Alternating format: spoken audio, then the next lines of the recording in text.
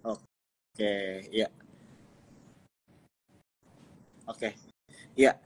Perkenalkan Pak, nama saya Joe dari Super Sekuritas sebagai Strategic Partnership. Saya satu tim ya dengan Daniel Oh, Wiguna yang sebagai iya. head dari divisi. Ya, jadi Pak Daniel ada sedikit tertahan dengan meeting. Jadi memang kita harusnya bertiga ya Pak ya Ya. hari ini, tapi nanti Daniel akan menyusul gitu. Jadi Pak Yulisar ya, betul ya Pak ya panggilannya ya. Betul, Pak Jo. Oke. Oke, ya. Sebentar ya Pak ya, saya coba Ya. dulu ini.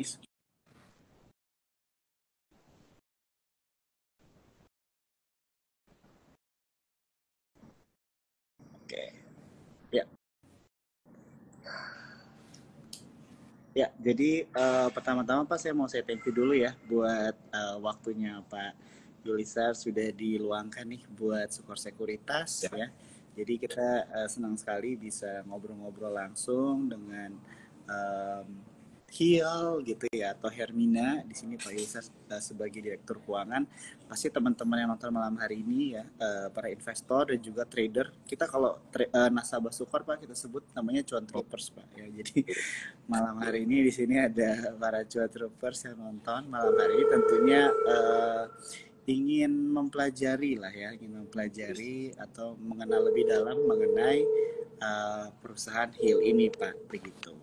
Oke, jadi mungkin pertanyaan pertama saya Pak, jadi kan mungkin ada beberapa teman-teman kita di sini mungkin yang belum terlalu familiar ya dengan profil perusahaan Hill gitu. Jadi mungkin dari judul pembicaraan kita mereka tahu ini adalah Hill itu berkecimpung di industri kesehatan dan juga rumah sakit. Tapi mungkin dari Pak Yulsar sendiri mungkin bisa menceritakan nggak lebih detail atau mungkin lebih mendalam mengenai Hill atau PT Medika Loka Herbina.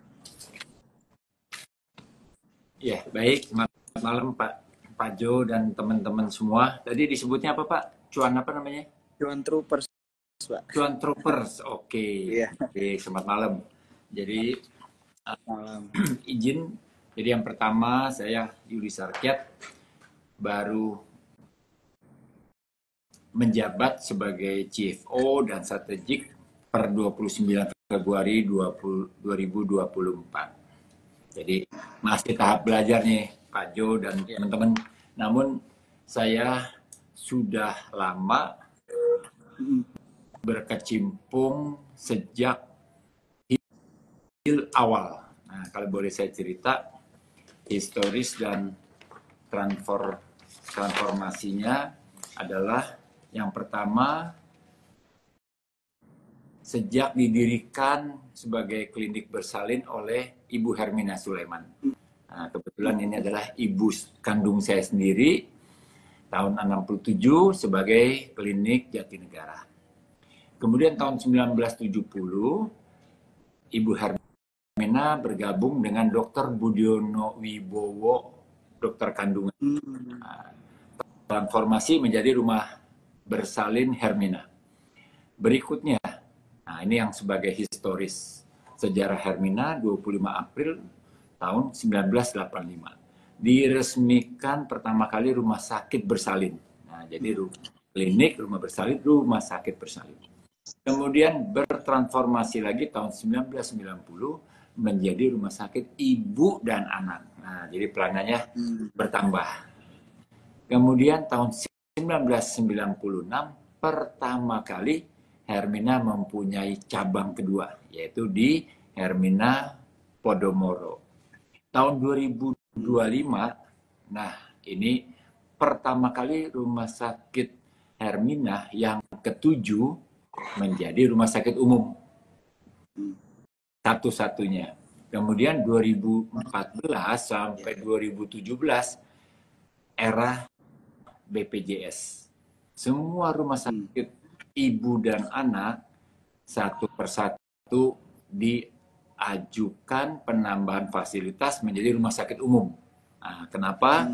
Karena tidak, supaya tidak ada gender, kok bapaknya nggak dilayani, hanya ibu dan anak. Nah, saat itu kami sudah 28 rumah sakit umum. Nah, menjelang IPO 2018, kami bangun 4 rumah sakit dalam setahun menjadi 32 rumah sakit, semuanya rumah sakit umum. Nah, di tahun 2022 setelah pasca COVID, kami memutuskan BOD mencopot logo ibu dan anak, sehingga logonya menjadi logo baru tanpa lagi ada gendongan ibu menggendong bayi. Nah, ini tepatnya 17 rumah sakit ya, 17 Agustus ya, kami melepas logo dengan logo baru. Nah, saat ini kami sudah per 2023 sudah 47 rumah sakit. Nah, ini historical Hermina yang perlu diketahui oleh Cuan apa tadi Pak? Cuan Troopers. Cuan Troopers. Oke, ya. Saya familiar. Oke, kalau cuannya saya hafal, cuman Troopersnya ini. Iya, jadi bisa dibilang pejuang cuan lah ya Pak. Iya.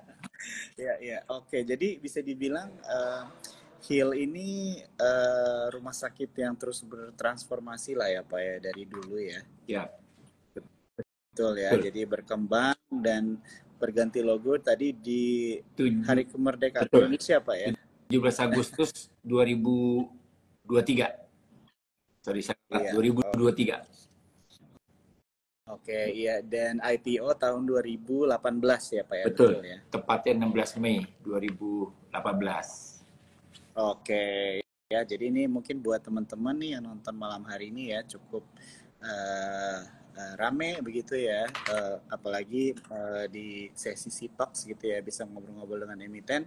Tentunya buat teman-teman di sini yang baru mempelajari mengenai Heal, tentunya sangat bersyukur lah ya Pak ya bisa mendapatkan informasi ini begitu, profil singkat lah ya mengenai Heal begitu. Oke, kalau misalnya ini Pak, kan kita bisa dibilang ya sudah beberapa tahun lewat sih ya Pak ya dari COVID ya begitu kan, dan waktu itu pas saat COVID terjadi kan memang bisa dibilang sektor kesehatan itu menjadi salah satu sektor yang mendapat pamor gitu ya Pak ya, dilihat bukan hanya dari penanganan COVID aja, tapi bisa dibilang saat itu kesadaran masyarakat itu semakin terbuka ya mengenai kesehatan, dan tentunya ini kan memberikan dampak begitu ya Pak untuk rumah sakit gitu ya terutama. Nah, kalau kira-kira nih dari pandangan Pak Yulisar sendiri, tanggapannya mengenai industri kesehatan kita saat ini Pak di tahun 2024 ini seperti apa nih? Mungkin boleh di-share sedikit kan Bapak kan sebagai seseorang yang langsung nih berkecimpung di industri kesehatan. Jadi mungkin ada teman-teman di sini yang penasaran juga nih, kira-kira orang dari dalam nih punya view-nya apa nih mengenai industrinya? Ya, baik. Untuk tadi yang Pak Jo sampaikan mengenai COVID, saya nggak perlu bercerita lagi bahwa untuk Heal dampaknya kan luar biasa tuh tahun 2020, 2021 kinerja Heal kan sangat melonjak banget ya. Namun kami menganggap itu adalah anomali. Nah di 2022 memang kami terus terang setelah COVID memang kami ada penurunan ya, kalau dilihat kinerja keuangan itu ada penurunan. Namun, nah sekarang adalah bagaimana tanggapan mengenai industri. Nah, ini komitmen para founder ya sebagai pengendali ya, tentunya awalnya kan tadi Ibu Hermina bersama Dr. Budiono, kemudian ditambah 10 founder. Nah, salah satunya adalah direktur utama kami, yaitu Dr. Hasmoro, Dr. Binsar sebagai direktur medis, 2 dokter nih yang di awalnya dari para founder yang mengendalikan sebagai BOD. Jadi kami bertiga dari founder 12. Nah, tahun lalu kami diperkuat oleh Pak Risto, namun di yang putusan RUPS dalam rangka memperkuat strukturisasi, ditambahlah Direktur Human Capital. Nah, untuk kondisi menanggapi Undang-Undang Kesehatan saat ini adalah Undang-Undang 17 tentunya. Nah, nanti ada PP 59, ada PMK 3 2023. Nah, tentunya semuanya ini kalau buat kami sebagai BOD di HIL tentunya adalah suatu opportunity.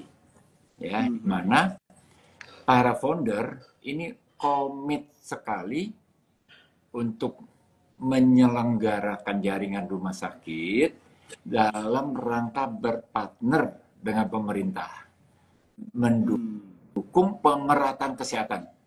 Nah, jadi Hermina ini kalau Bapak Jo bisa keliling di Jakarta, kami ada di Jabodetabek ada 21 rumah sakit Hermina.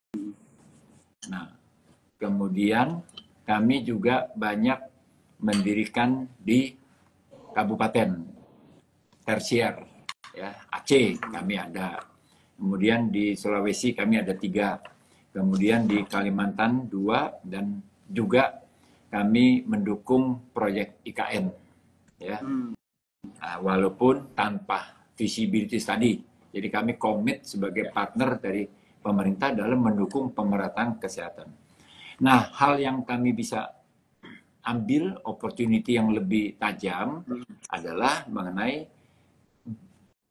akan diperbolehkannya dokter asing boleh praktek di Indonesia. Nah, sebelumnya kan sebelum Undang-Undang 17,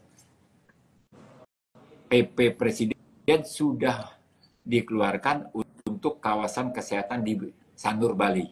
Namun sampai saat ini sedang penyelesaian, mudah-mudahan tidak mundur lagi di semester kedua 2024 bisa operasional sebagai kawasan khusus untuk dokter asing berpraktek, kemudian menangkap turis-turis dari luar, dan juga mencegah dokter pasien-pasien warga negara Indonesia berobat ke luar negeri. Ya, betul. Nah, tujuannya kan menghemat devisa yang menurut Pak Jokowi sampai 170 triliun. Nah, bagaimana upaya pemerintah mengurangi? Ya, tentunya kami, Hermina, saat yang lalu kami belum mendukung di kawasan Sanur.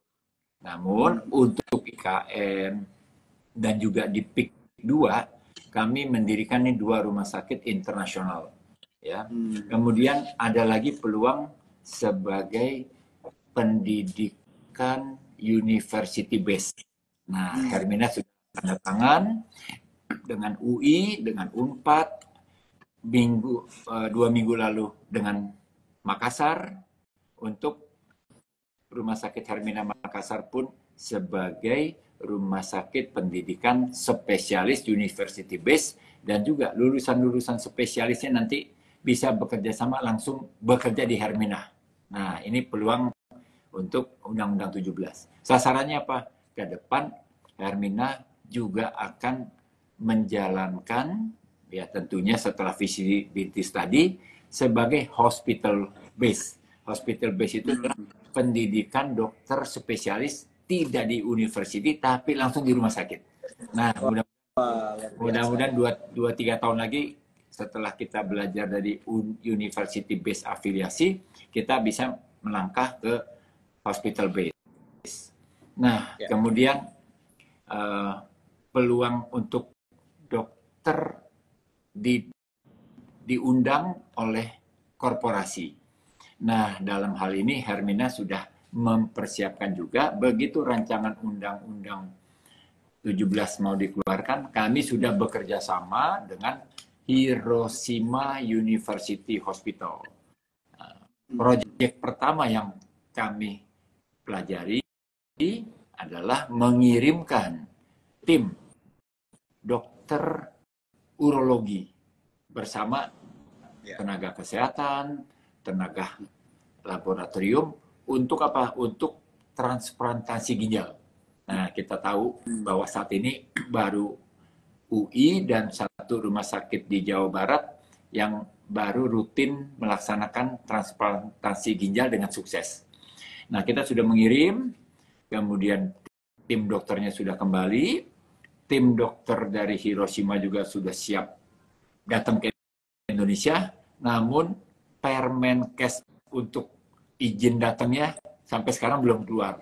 Nah, karena belum keluar, tim kami ini latihan ke IPB, Institut Pertanian Bogor, untuk melakukan transplantasi dengan pig, mohon maaf, dengan babi. Karena babi ini adalah yang sangat mirip organnya dengan human, manusia. Nah, ini sudah 2 kali dilakukan, sudah semakin sukses. Tinggal begitu dikeluarkan izin, maka tim Hiroshima itu akan segera datang mendampingi operasi ginjal di 2 rumah sakit kami sudah siap, yaitu di Grand Wisata dan di Dan Bogor. Nah, ini peluang-peluang dari Undang-Undang Kesehatan yang kami persiapkan, 2 rumah sakit internasional, pendidikan university base, kemudian kami akan mengundang dokter yang memang nanti datang selama izinnya 2 tahun, diperpanjang 2 tahun, hanya untuk korporasi. Jadi izinnya akan dipermudah. Mungkin demikian Pak yang Hermina akan siapkan untuk opportunity dari Omnibus. Di samping satu lagi, ada PP 59, Undang-Undang PP Perpres 59 yang baru dikeluarkan di bulan Mei lalu, yaitu mengenai KRIS. Nah, KRIS ini kan juga sangat menarik kan? Iya. Nah, banyak sekali pertanyaan-pertanyaan, namun pemerintah kan belum menetapkan berapa tarif dari premi mandirinya yang sekarang ada 3 kelas. Mungkin nanti 1 kelas begitu dikeluarkan, maka COB itu yang akan berperan, yaitu Coordination of Benefit, naik kelas yang dari single class naik ke kelas 2, naik ke kelas 1, naik ke VIP dan seterusnya oleh insurance. Nah, insurance yang akan bekerja sama Hermina cukup banyak. Nah, mudah-mudahan perhitungan kami dengan salah satu asuransi, yaitu asuransi Astra Buana, mudah-mudahan dalam waktu dekat kita bisa melakukan uji coba bagaimana premi terhadap COB tersebut. Sambil menunggu batas maksimal pemberlakuan kan Mei 1 Juli 2025. Ya. Nah, namun Hermina sudah menyiapkan dan juga untuk fasilitas gedung-gedung rumah sakit Hermina, begitu kita renovasi, begitu kita bangun baru, kita sudah menyiapkan single class KRIS tersebut. Demikian Pak strategi menyikapi regulasi yang dikeluarkan oleh pemerintah dalam bidang kesehatan.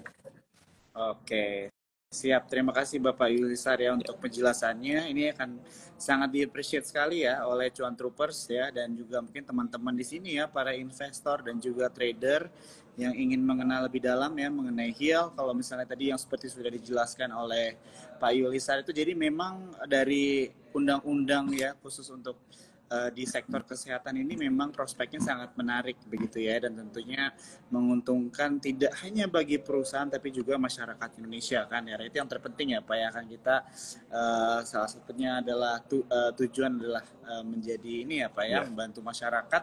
Dan kalau misalnya kita lihat tadi juga dari sebelumnya di awal penjelasannya Pak Yulisar juga mengenai pembangunan rumah sakit ya Pak ya, terus berkembang ya di HEAL.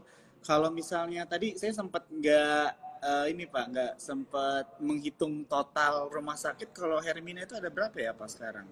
Baik, izin untuk sampai tahun 2023 kan 47, namun alhamdulillah puji syukur di bulan Mei kemarin kami sudah tambah 1 di Pasuruan menjadi 48 rumah sakit. Nah, tempat tidur per Mei ini sudah 7.363. Oke. Tahun lalu kami masih 6.618. Jadi di kuartal 1 ini kami bertambah cukup banyak, sekitar 700 bed. Nah, kenapa bertambah 700 bed? Karena okupansi rumah sakit sebagian besar itu okupasi bornya sangat tinggi di atas 75, sehingga kita dapat penambahan tempat tidur yang sementara saat ini Hill merupakan rumah sakit dengan jaringan terbanyak dan juga jumlah tempat tidur terbanyak. Ya, ini. Ya. Oke, ya. Terima kasih Pak untuk penjelasannya ya. Mungkin saya mau mundur sedikit dulu, jadi ingin bertanya mengenai pasien gitu Pak ya. Jadi sebenarnya kalau di dunia pasar modal ini kan Pak sempat ada katanya angkatan COVID Pak gitu ya.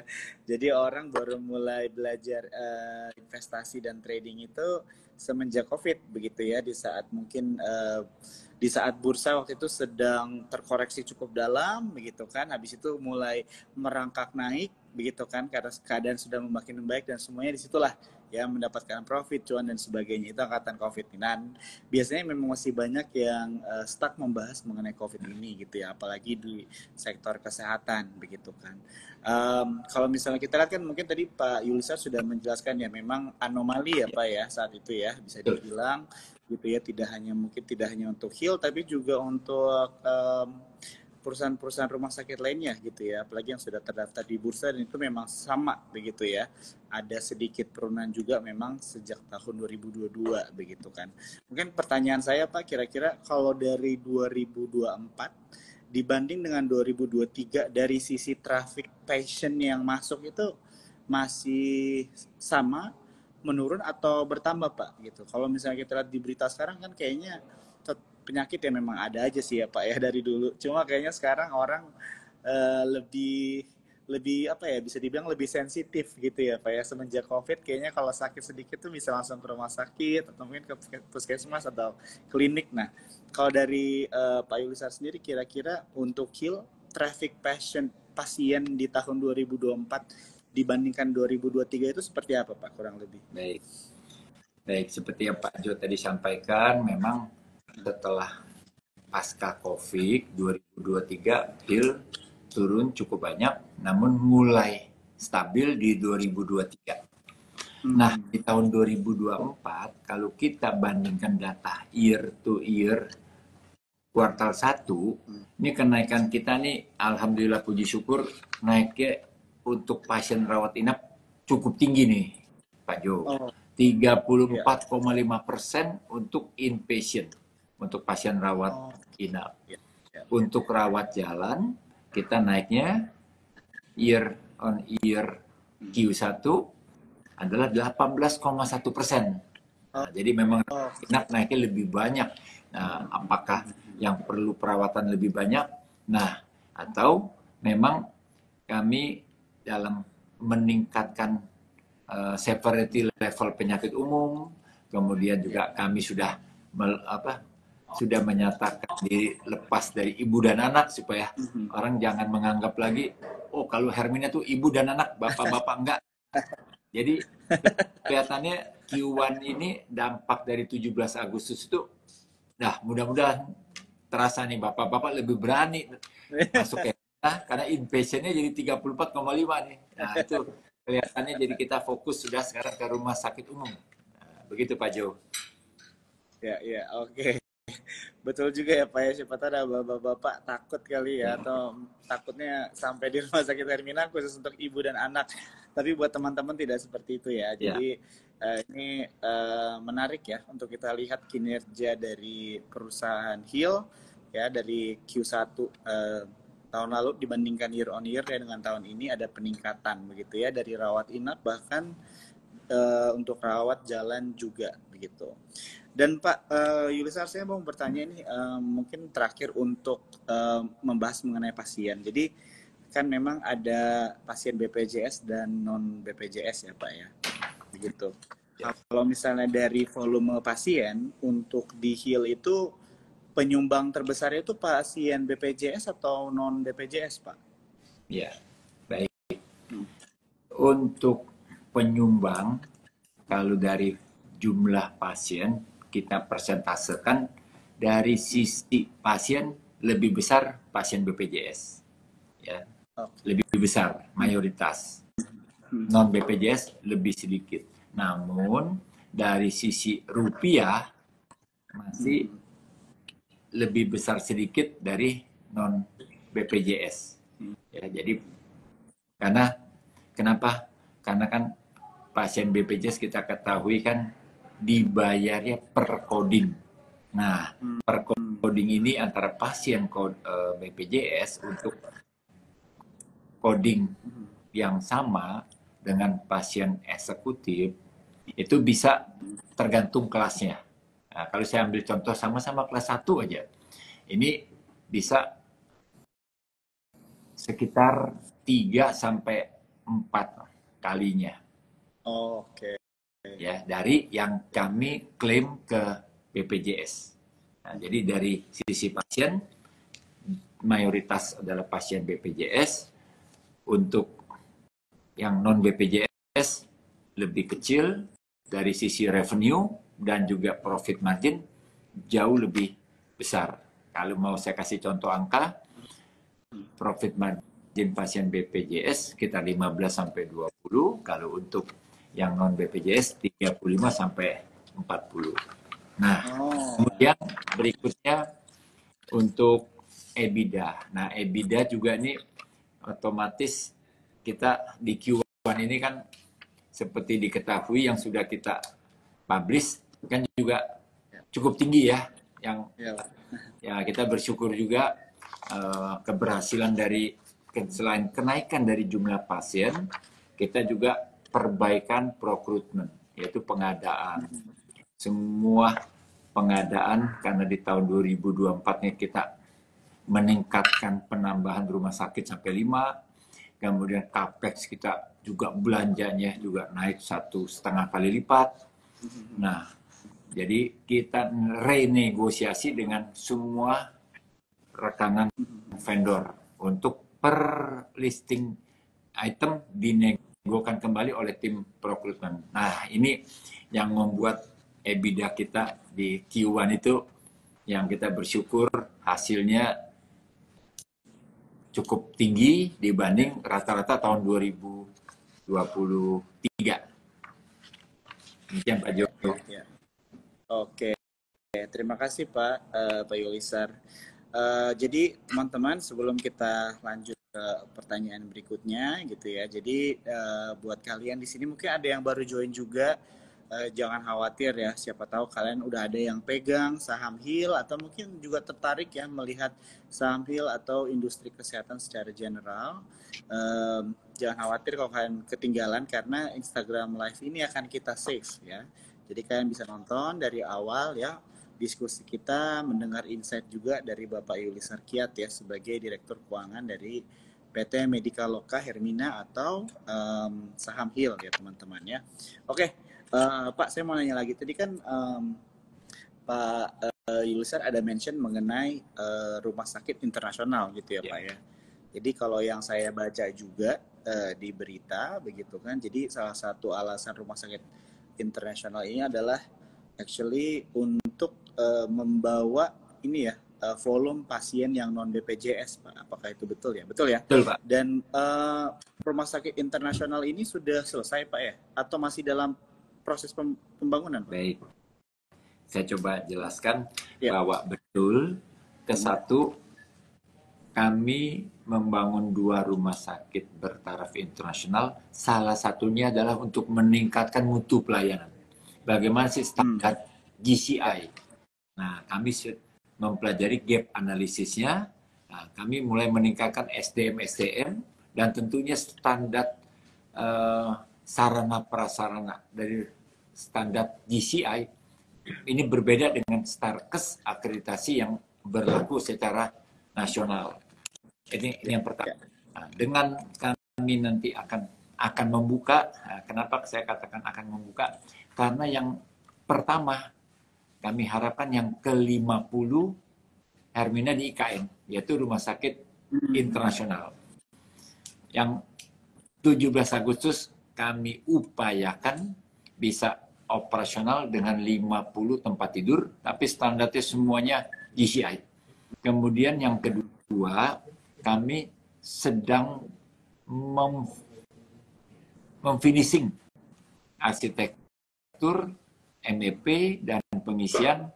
Rencananya di November kami buka internasional yang kedua di PIK 2. Nah, sedangkan yang ke-49 di Madiun di bulan Juli akhir harus operasional sebagai yang ke-49 supaya IKN sebagai ulang tahun emas Hermina kita bisa internasional pertama di ibu kota. Nah, mudah-mudahan target upacara tidak meleset, tapi kami terus terang dikejar terus dengan timeline yang ketat dan terus hampir setiap minggu ini terus tim-tim kami diundang rapat untuk mempersiapkan 17 Agustus siap operasional dan kami juga dibantu untuk bekerja sama langsung dengan BPJS untuk yang di IKN agar begitu buka langsung bisa melayani masyarakat sekitar, worker, pekerja yang sampai 250.000. Nah, ini adalah peluang Hermina bisa melayani para pekerja, warga sekitar dengan standar internasional. Nah, kekhususan untuk Hermina di sana adalah ibu dan anak, serta kami diarahkan untuk pelayanan paripurna cancer. Sedangkan rumah sakit Kemenkes di sana fokusnya pada penyakit neuro dan jantung. Ada lagi rumah sakit Mayapada, kalau tidak salah dia ke arah ginjal dan ortoped. Jadi ada 4 rumah sakit dibagi masing-masing spesialisasinya supaya tidak saling berkompetisi. Namun untuk pelayanan basicnya yaitu IGD dan trauma, ya ini semua harus siap. Nah untuk Hermina posisinya nih kami sangat beruntung, tepat sekali lokasi kami itu di jalan nasional. Jadi kami punya 2 muka belakang itu terhadap jalan nasional, yaitu Balikpapan Banjarmasin. Mukanya kami menghadap ke istana. Kira-kira jaraknya sekitar 1,8 km. Jadi kami ada di kawasan C1 dan persis di pintu masuk Jalan Negara. Jadi bukanya insya Allah tanggal 17 Agustus yang pertama internasional. Oke, wah ini menarik sekali Pak ya prospek dari ekspansi Hill begitu ya, apalagi lokasi-lokasi rumah sakitnya seperti yang Pak Yuliser jelaskan itu sangat menarik ya Pak ya, tidak bisa dilewatkan begitu ya. Jadi buat teman-teman semua di sini kita sedikit recap ya, jadi sangat apa ya, kita bisa belajar rencana ya, atau bisa dibilang juga strategi pengembangan ya dari bisnis atau perusahaan PT Medika Loka begitu ya sebagai rumah sakit ya, rumah sakit Hermina. Oke Pak, saya mungkin ada 1 atau 2 pertanyaan lagi saja. Saya ingin bertanya mengenai kinerja laporan keuangan Pak gitu ya. Jadi kalau misalnya yang dari saya lihat di saya baca di berita, memang katanya laba Hermina itu naik ya Pak ya, melonjak katanya 75,2% dibandingkan Q1 tahun lalu begitu kan, dan ada juga pertumbuhan signifikan di laba begitu ya, meningkat di Q1 2004 itu 25,9% begitu.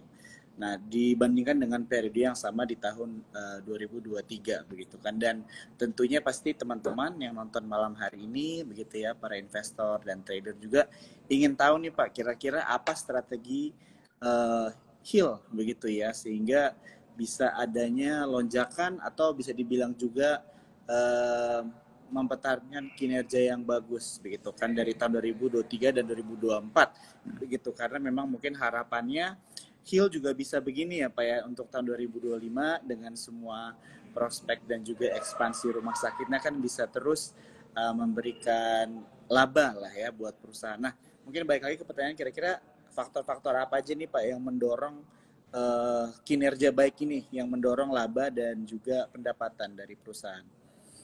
Baik, tadi sebagian sudah saya jelaskan, namun saya coba runutkan Pak ya. Jadi yang mendorong kinerja, ini yang pertama tadi kan jumlah pasien meningkat, ya itu pasti. Kemudian porsi non BPJS meningkat. Kemudian tindakan yang terutama tadi mungkin bagian dari bapak-bapak, ini tindakan pasti meningkat nih Pak. Ya.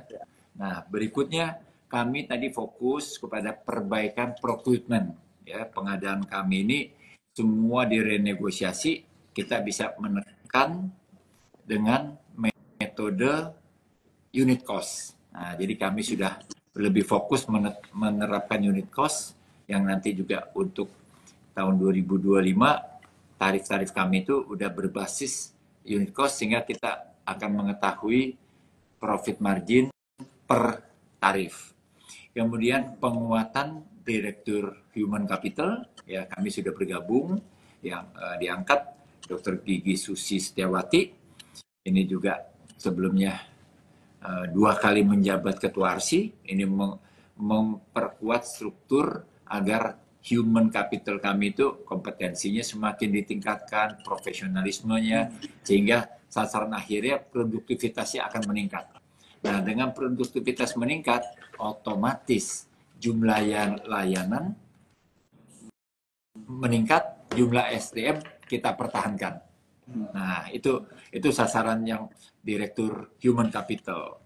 Kemudian, tadi manajemen kita latih semua agar mengenali berbasis pada unit cost. Nah, ini kita mulai fokus panggil orang yang expert, kita bikinkan pelatihan. Ya, ini tentu semua produk-produk yang kita layani, maka perhitungan cost-nya ini lebih pasti dan kami lebih mudah monitoring pengawasannya.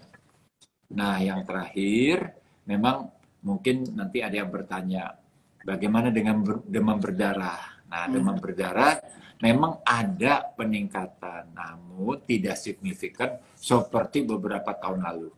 Nah, ini yang antara lain beberapa poin yang saya bisa catat yang memperkuat kinerja Q1 2024 dan sebagian dari Q2 2024. Namun kita ketahui di bulan April banyak libur, ya tentu ada fluktuasi. Demikian Pak Jo.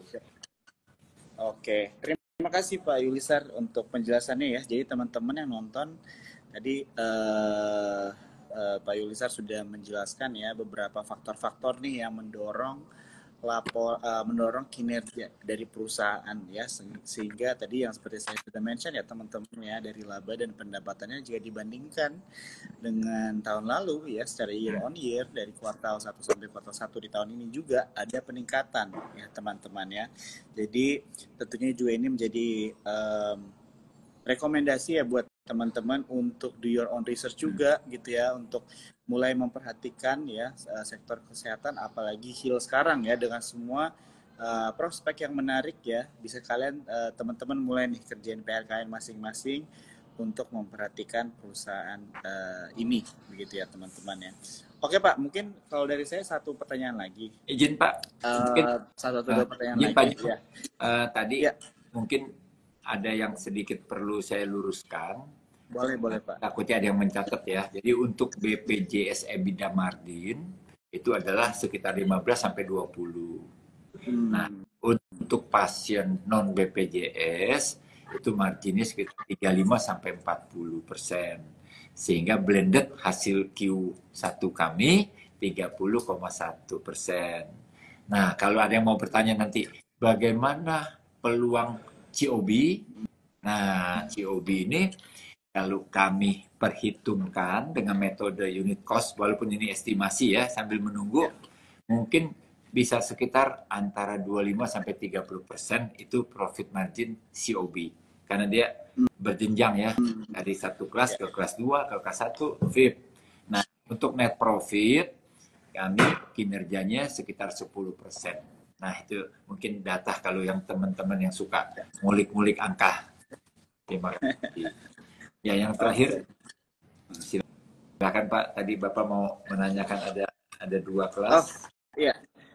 Terima kasih ya Pak untuk ada sedikit penambahan ya teman-teman ya. Jadi ini memang kalau sama Pak Yulisar ini memang kalau angka harus pas ya Pak ya. Direktur keuangan. Iya, iya. Jadi ini pasti akan sangat diapresiasi sekali ya buat teman-teman yang nonton malam hari ini untuk bisa mendapatkan informasi yang begitu baik ya untuk menjadi bisa dibilang ini supportive evidence lah ya. Jadi untuk teman-teman di sini menentukan atau menjadi keputusan ya berinvestasi dan juga tentunya trading di pasar modal. Oke, pertanyaan saya Pak mungkin satu aja. Tadi kita udah ngobrol mengenai kinerja perusahaan yang baik ya Pak ya, kita lihat dan juga prospek yang menarik juga ke depannya dari Hill. Pertanyaan sekarang dari saya buat Pak Yusar adalah kira-kira Pak kalau misalnya ada apa nih tantangan terbesar buat Hill saat ini yang bisa di-share nih buat ke teman-teman para investor, dan kira-kira strategi apa yang sedang dibuat atau mungkin sudah dijalankan untuk menghadapi tantangan tersebut? Baik, saya coba jawab. Terima kasih atas pertanyaannya. Untuk strategi peningkatan, kami tetap fokus pada pasien non-BPJS atau kami sebutnya pasien private.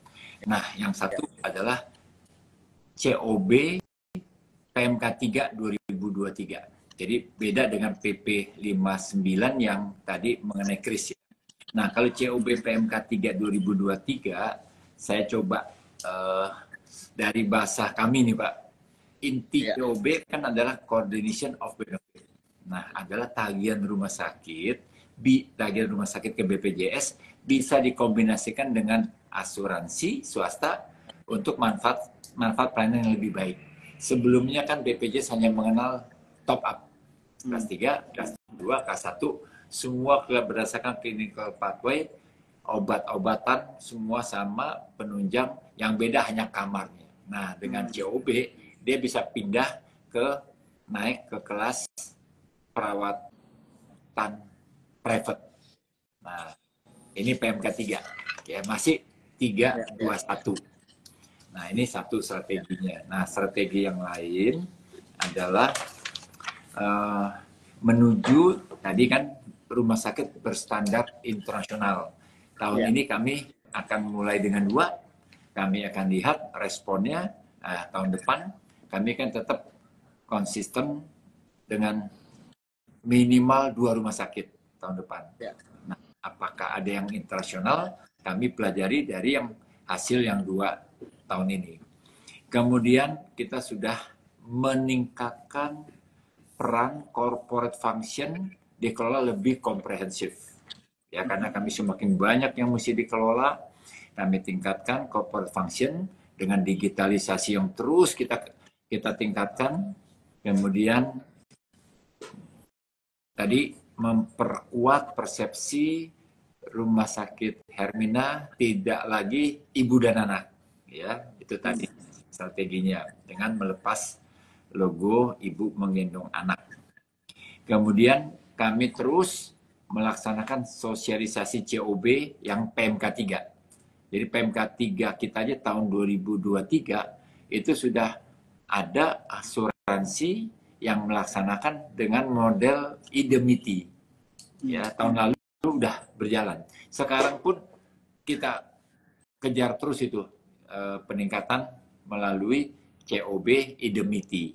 Nah, mudah-mudahan di Q3 kami bisa deal kerjasama dengan asuransi untuk COB managed care. Nah, ini yang mudah-mudahan kami bisa mulai resmi sehingga nanti asuransi yang bekerja sama dengan kami bisa menjual premi yang jauh lebih rendah.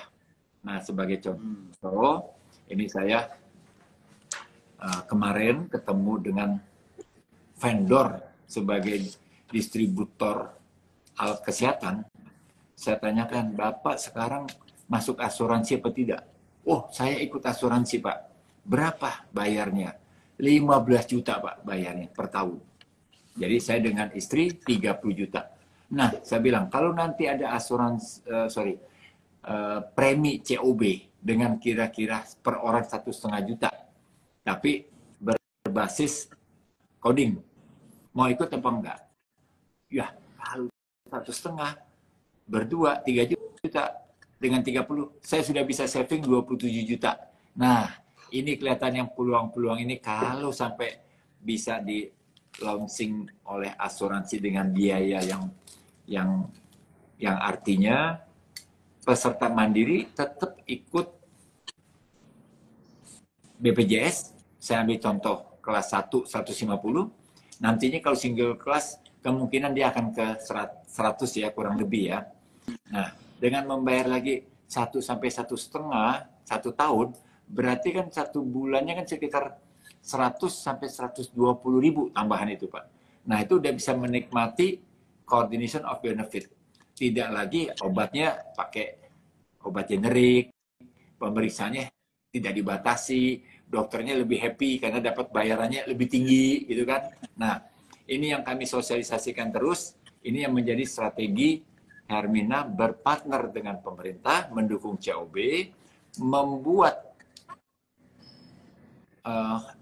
masyarakat, baik yang bekerja di perusahaan maupun yang mandiri, bisa memanfaatkan COB dengan membayar biaya yang tidak terlalu mahal, namun terjamin.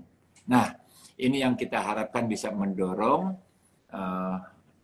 masyarakat tidak perlu bayar premi yang katanya bisa sampai ke luar negeri, tapi kan biayanya per bulannya cukup tinggi. Nah, ini yang kami harapkan dalam rangka HIL mendukung pemerintah dalam pemerataan kesehatan di seluruh Nusantara dan juga terjangkau dan bisa membantu pemerintah dalam menghemat devisa. Mungkin itu strategi kami. Nah, terakhir mungkin untuk 5 tahun ke depan, ya kami tetap konsisten, kami tetap komit, di mana ada kekurang jumlah fasilitas kesehatan, dokter-dokter setempat mendukung. Nah, tadi saya belum menceritakan ya bahwa Hermina mendirikan rumah sakit apabila ada dokter spesialis putra daerah yang mengundang. Nah, jadi kalau dokter spesialis lokal tidak mengundang Hermina, kami tidak akan masuk di suatu kota kabupaten. Nah, itulah bisnis model Hermina, bahwa harus berpartner dengan dokter spesialis putra daerah. Nah, baru kita bikin FFS, kita dirikan, dan ini tentunya terbuka, mudah-mudahan juga di Papua, yang tahun lalu kami sudah selesai 5 tahun memanage operate rumah sakit Profita, sudah selesai 5 tahun lalu. Bisa juga kami nanti mendirikan di rumah sakit di wilayah Papua yang saat ini sudah menjadi 5 provinsi. Nah, inilah dokter partnership, inilah bedanya HIL dengan jaringan rumah sakit lain. Oke, siap. Luar biasa Pak Yulisar, thank you banget Pak untuk penjelasannya yang mengenai HIL. Saya mewakili teman-teman yang nonton malam hari ini pasti terbuka ya Pak ya, bisa dibilang untuk informasi ya, strategi dan juga prospek ya dari HIL ke depannya. Ya nggak kerasa nih ngobrol-ngobrol sama Pak Yulisar, tiba-tiba udah mau sejam nih Pak ya kita ya. Jadi sudah pas banget waktunya. Sekali lagi saya mau say thank you ya buat Pak Yulisar ya Pak, makasih banyak untuk waktunya. Semoga nanti kita bisa ngobrol-ngobrol lagi ya Pak lain kali ya. Anytime nanti hubungi investor relation. Iya. Dan buat teman-teman semua jangan lupa ini Instagram live-nya di save, jadi kan bisa nonton lagi dari awal. Saya mau pamit dulu ya Pak Yulisar dan teman-teman semuanya. Terima kasih banyak. Selamat malam. Selamat malam, Cuan Trooper dan Pak Jo. Salam sehat dan sukses selalu. Terima kasih. Terima kasih Pak.